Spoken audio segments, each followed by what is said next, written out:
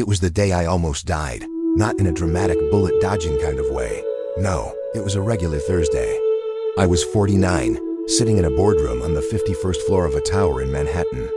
We were finalizing the acquisition of a startup that I knew would triple in value within 2 years. My mind was racing through valuations, percentages, and synergies. I should have felt like a king. But then my chest tightened, my breath shortened, my vision blurred. I collapsed in front of 12 executives and 2 lawyers. Paramedics said it was stress-induced, a warning shot. My body screaming what my mind had ignored for years. I was never truly present. I was always connected, but never grounded. Not with my family, not with my breath, not even with my own thoughts. When I left the hospital, I made a vow. For 1 hour each day, I would put my phone down and return to myself. That vow saved my life. And today, over 2 decades later, I tell every young entrepreneur, creator, and leader the same thing. Give yourself 1 hour without your phone. 1 sacred hour. Every single day. You may think this is a small change. It isn't. It's a revolution.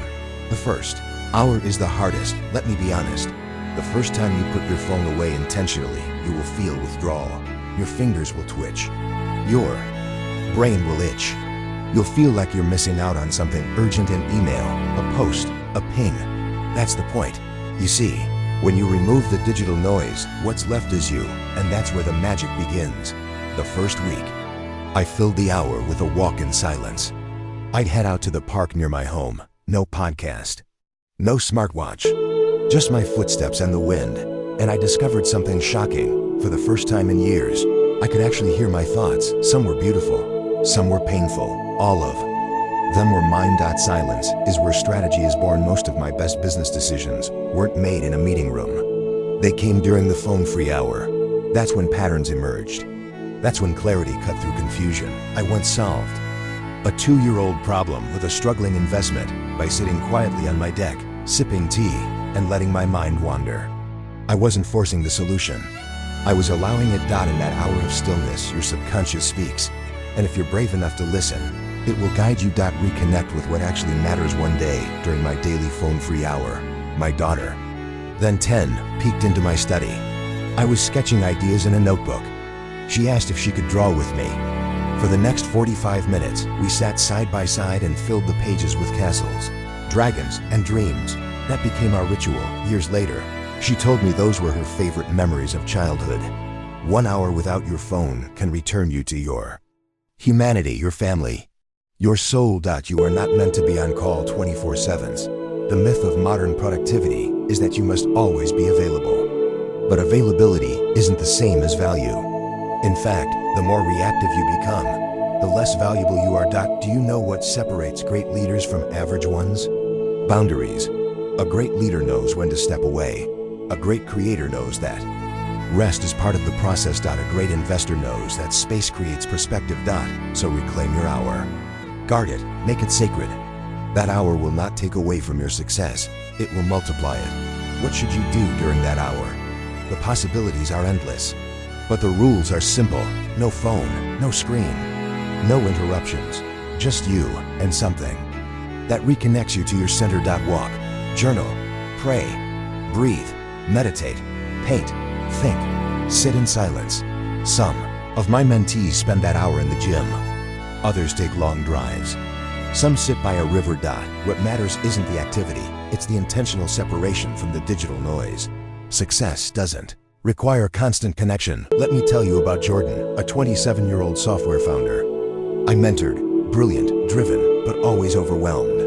We implemented the 1-hour rule. Within 3 months, his anxiety dropped, his team performance improved, and he landed a Series A round that had eluded him for a year. When I asked him what changed, he said, "I finally had space to think." 1 hour can give you that space. It's not about the phone. It's about freedom. Every time you reach for your phone, you are choosing stimulus over stillness. That's fine, occasionally. But if it becomes your default, you lose the ability to be. This hour is not anti-technology. It's pro-you. Because in that hour, you remember, you are more than your notifications. You are deeper than your emails. You are wiser than your timeline. You will feel resistance. That's good if this sounds difficult. You're not alone. In fact, If it doesn't feel difficult, you're probably not doing it right. But the resistance, that's the threshold. That's the moment of transformation. Every great discipline begins with discomfort. Push through.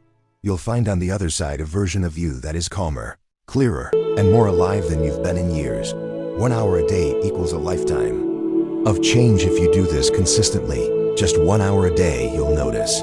You sleep better, you think sharper, you feel more grounded. Your relationships deepen, your work becomes more intentional. And over the course of a year, that's 365 hours, 15 days of pure presence. 15 days of your life reclaimed from distraction. What could you build with that time? Who could you become? I'm 73 now. I've founded and sold companies. I've spoken on global stages.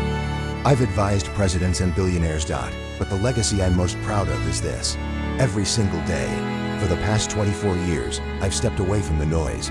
1 hour, and in that hour, I found myself again and again.